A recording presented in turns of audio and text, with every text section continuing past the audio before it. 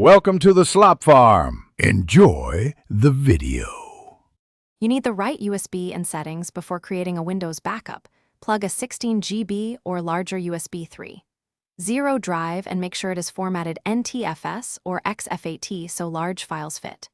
Open Control Panel, then System and Security.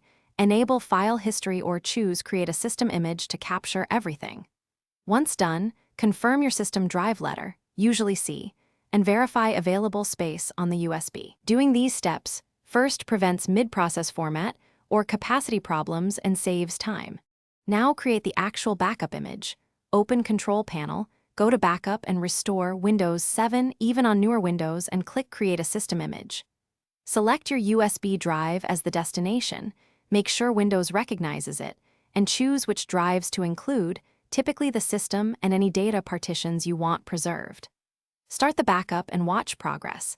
This can take from minutes to hours depending on data size. Make sure your PC stays powered and avoid interrupting the process so the image remains consistent. Finish by creating recovery media so you can restore the image.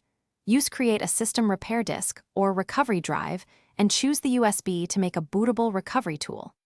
Once created, safely eject and clearly label the backup USB with date and included drives so you can find the correct image later.